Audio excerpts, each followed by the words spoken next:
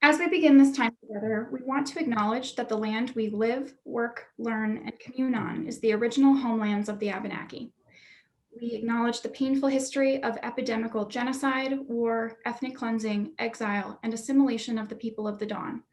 And we honor and respect the many diverse Indigenous peoples still connected to this land on which we gather. Since we are gathering virtually, we invite you to acknowledge the Indigenous land that you're on as well. We also want to acknowledge that we're in the midst of an ongoing civil rights movement and that our country is still tabulating absentee ballots. Lastly, we want to give a content warning since we mention things like trauma and suicide. Please reach out to people who you trust, who can support you if difficult feelings come up for you. We believe the things we're going to be talking about might be helpful as life continues to unfold around us. We'd like to share this quote from a participant of Monadnock Youth Peer Support, Casper Peeney. Peer support people share their stories back to you. You help each other process things together with your own experience and struggles. In a world where emotional distress is looked down upon, shamed, labeled, and medicalized, Monadnock Youth Peer Support aims to meet teens and young adults where they're at and to make a space in the world for mutual support. A non-clinical program, Monadnock Youth Peer Support, or MYPS, was born out of a deep desire to offer children, teens, and young adults the opportunities for support that we didn't get as teenagers ourselves. MYPS came about because when I found out about intentional peer support, or IPS, and the Wellness Recovery Action Plan, or WRAP, almost 9 years ago, I asked, why didn't I know about this in high school? Like, why aren't we taught about this in college? If I'd known about this, it could have changed the course of my life. So I started talking with people and talking about this idea of youth peer support. I talked with Chris Hansen, director of IPS Central, Eva Deck, former training manager at IPS Central, Dennis Calcutt, the project director of the Monadnock Region System of Care Planning Grant, Polly Morris, former director of Monadnock Peer Support, and finally Peter Starkey, current director of Monadnock Peer Support. I also talked to my family, my friends, a lot of peers. People were really supportive of the idea. And all of these conversations led to me getting a grant from the New Hampshire Charitable Foundation for the IPS Train the Trainer training. I know it's a mouthful. And to Peter and I later getting a grant from the New Hampshire Monadnock Region Integrated Delivery Network for MYPS. And that allowed us to hire on Carrien and start working with MC2 Charter School. Elizabeth and Chris and the wonderful staff and amazing learners. Carrien and I were and are thrilled to be able to further the work of Sherry Mead, who's the founder of IPS, to a new generation.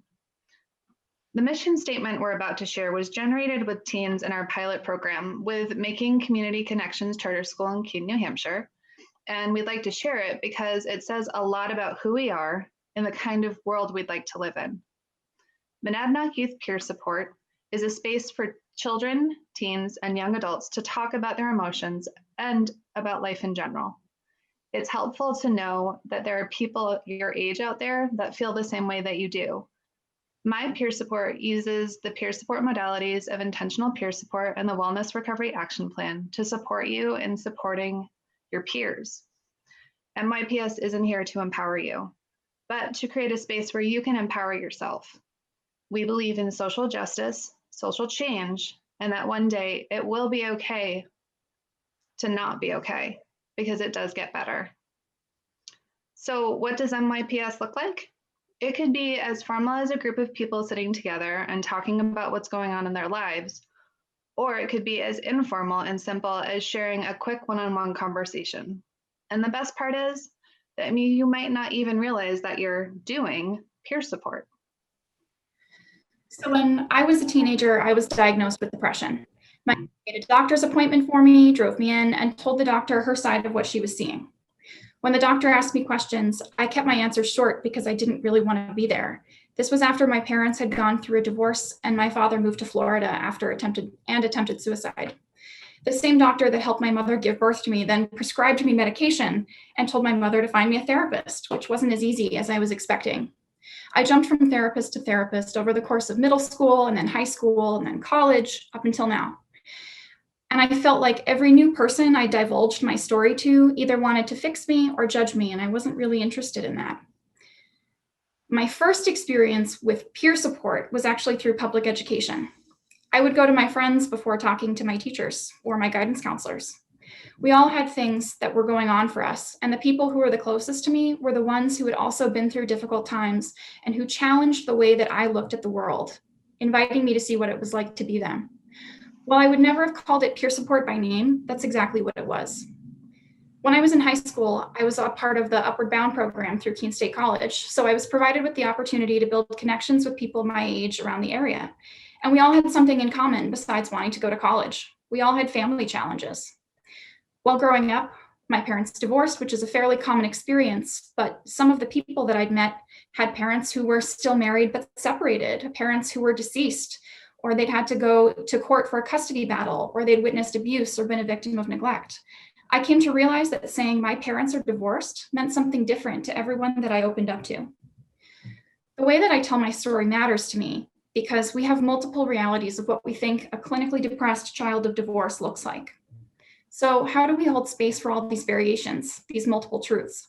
How do we create healing from these harmful experiences? And how do we put aside labels like victim of neglect to just be regular human beings? And how do adults fit into this whole process of youth peer support?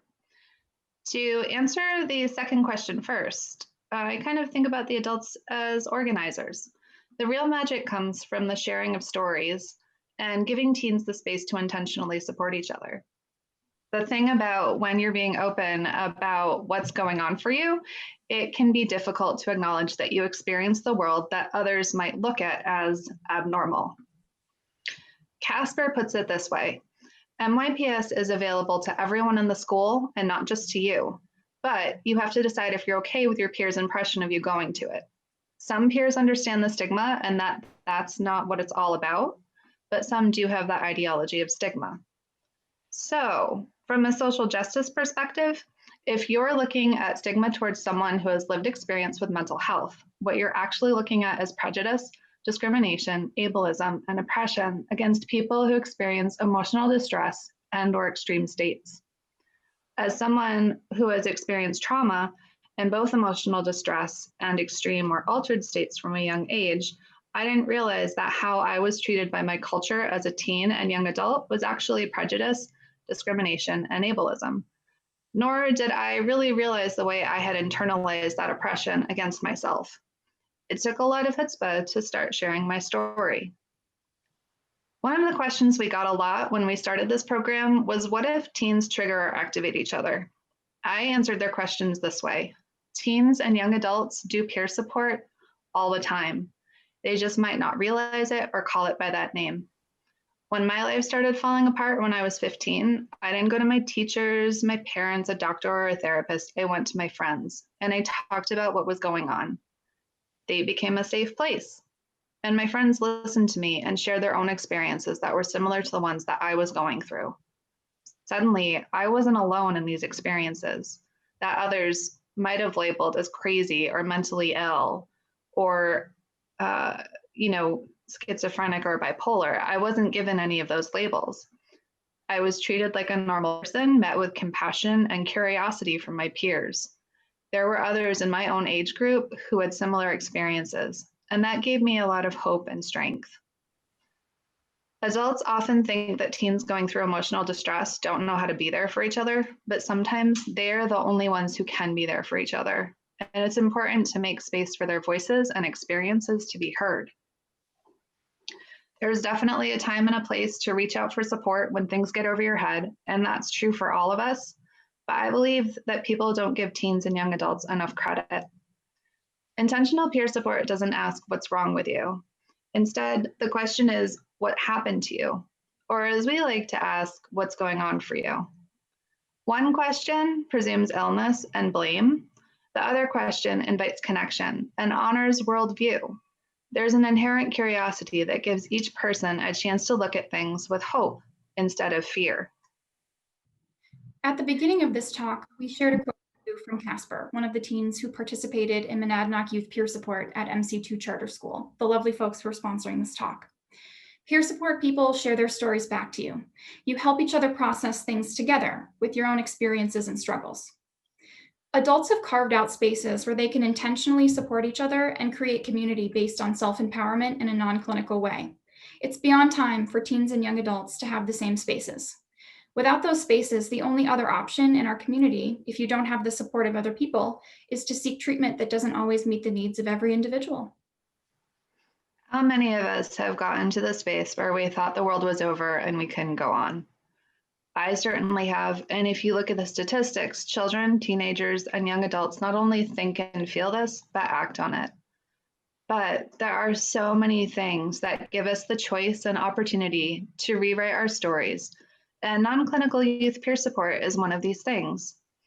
When you're in a space when things are hopeless and you're feeling rejected and alone, telling your story and bearing witness to others' stories without judgment and without labels can give us a chance to hold multiple truths, see things in a different light, and then take the step of rewriting our own stories.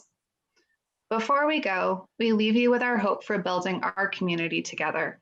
We believe in social justice, social change, and that one day it will be okay to not be okay because it does get better. Thank you.